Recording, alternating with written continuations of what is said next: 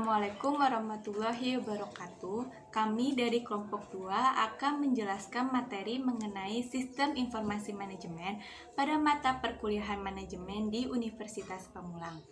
Materi yang akan dibahas di sini yaitu pengertian sistem informasi manajemen, komponen sistem informasi manajemen, dan siklus sistem informasi manajemen. Sebelumnya, perkenalkan, nama saya Nazifa Azahra dengan NIM 2010112000537 pada Fakultas Ekonomi Prodi Akuntansi Universitas Pamulang. Di sini saya akan menjelaskan mengenai pengertian sistem informasi manajemen. Tetapi sebelumnya kita harus mengetahui apa itu sistem. Menurut Ludwig von Bartholonai, sistem merupakan seperangkat unsur yang saling terikat dalam suatu antarrelasi di antar unsur-unsur tersebut dengan lingkungan. Maka bisa kita ambil kesimpulan bahwa sistem adalah sekelompok elemen-elemen yang saling berinteraksi untuk mencapai tujuan tertentu. Dan selanjutnya, apa itu yang dimaksud dengan informasi? Informasi adalah bentuk yang sudah diolah atau diproses dan secara relatif memberi arti bagi pemakainya atau penerima informasi tersebut. Dan jika kita gabungkan bahwa sistem informasi manajemen adalah serangkaian subsistem informasi yang menyeluruh dan terkoordinasi yang mampu mentransformasi data sehingga menjadi informasi lewat serangkaian cara guna meningkatkan produktivitas yang sesuai dengan gaya dan sifat manajer atas dasar kriteria mutu yang telah ditetapkan. Dan apa sih manfaat yang kita ambil dari sistem informasi manajemen? Yang pertama yaitu meningkatkan efisiensi dan efektivitas data secara akurat dan real time. Yang kedua yaitu memudahkan pihak manajemen untuk melakukan perencanaan pengawasan kepada para anggotanya. Dan selanjutnya, apa hubungan data dan informasi? Untuk materi tersebut akan dilanjutkan oleh teman saya. Sekian dan terima kasih. Assalamualaikum warahmatullahi wabarakatuh. Perkenalkan, nama saya Anda Cynthia Sari dengan NIM 2010111200460. Ya, di sini saya akan menjelaskan materi yang sebelumnya sudah dibahas oleh teman saya. Materi yang akan saya jelaskan tentang hubungan data dan informasi. Apa sih hubungan data dan informasi? Data itu bersifat objektif, jadi sangat bergantung bagi si penerimanya. Dan informasi merupakan hasil dari pengolahan data menjadi bentuk yang lebih berguna bagi yang akan menerimanya, serta menggambarkan suatu kejadian-kejadian nyata dan dapat digunakan sebagai manfaat. Menurut Joel Eros berpendapat, walaupun komputer tak lebih dari sekedar alat dalam pemrosesan data, namun banyak dari para manajer melihat komputer sebagai suatu elemen pusat dari suatu sistem informasi. Peran dari komputer sebenarnya hanyalah menyediakan informasi yang digunakan untuk pengembalian suatu keputusan, perencanaan, serta pengendalian. Materi selanjutnya yaitu tentang kemampuan teknis sistem komputer dalam sistem manajemen informasi, yaitu terdiri dari pemrosesan data batch, pemrosesan data tunggal, pemrosesan online real time, komunikasi data dan switching pesan, pemasukan data jarak jauh dan update file, pencarian record dan analisis, serta pencarian file. Materi yang selanjutnya yaitu perangkat sistem informasi, terdiri dari komponen hardware, komponen software, komponen firmware. Ya, materi akan dilanjutkan oleh teman saya. Sekian dan terima kasih. Assalamualaikum warahmatullahi wabarakatuh. Perkenalkan, nama saya Muhammad Rizky Duryawan. NIM saya 2011111200444. Di sini saya akan menjelaskan lanjutan materi dari teman saya yang sebelumnya sudah jelaskan, yaitu perangkat sistem informasi yang terdiri dari komponen hardware. Komponen hardware adalah perangkat keras yang merupakan komponen komputer yang secara langsung dapat ditangkap oleh indera peraba, yang terdiri dari MyBot. MyBot adalah alat komputer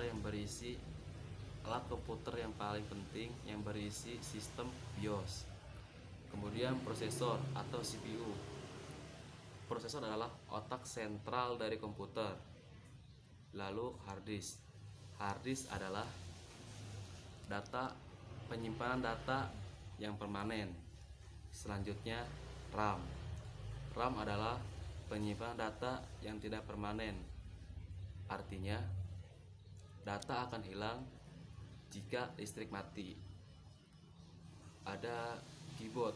Keyboard adalah papan ketik yang terdiri dari angka dan huruf. Selanjutnya, mouse. Mouse adalah alat pointer yang menghasilkan layar ke komputer. Yang terakhir adalah monitor. Monitor adalah alat untuk menghasilkan gambar dari komputer.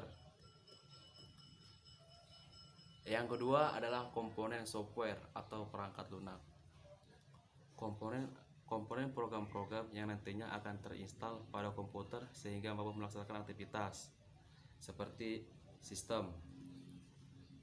Sistem diperlukan untuk menggunakan komputer itu sendiri, merupakan software yang pertama kali akan dibaca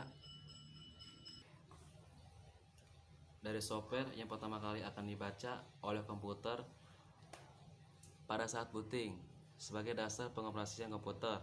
Contohnya DOS, Windows, Unix, dan Linux. Aplikasi merupakan perangkat lunak siap pakai yang nantinya akan digunakan untuk membantu melaksanakan pekerjaan penggunanya. Contohnya Microsoft Word, Microsoft Excel, PowerPoint, serta Microsoft Access. Selanjutnya, materi komponen firmware akan dilanjutkan sama teman saya. Sekian dan terima kasih. Wassalamualaikum warahmatullahi wabarakatuh.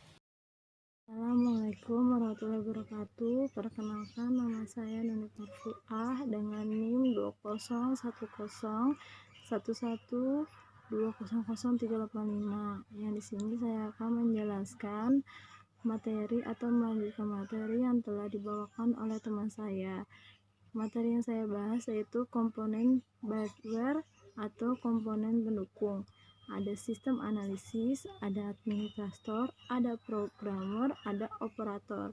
Administrator memiliki kemampuan untuk mengelola suatu sistem operasi beserta juga program-program yang dijalankan dari sebuah komputer atau jaringan dalam perusahaan.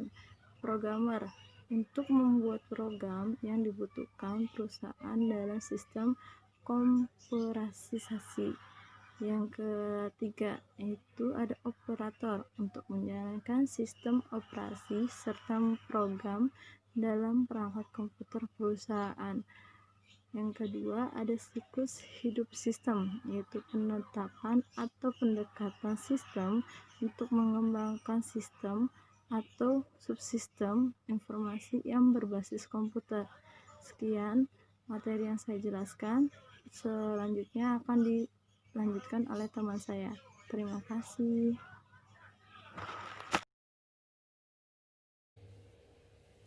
Baiklah, saya Yulia Agustin dengan NIM 2010112000515 akan melanjutkan pembahasan materi mengenai model umum sistem dalam sistem informasi manajemen.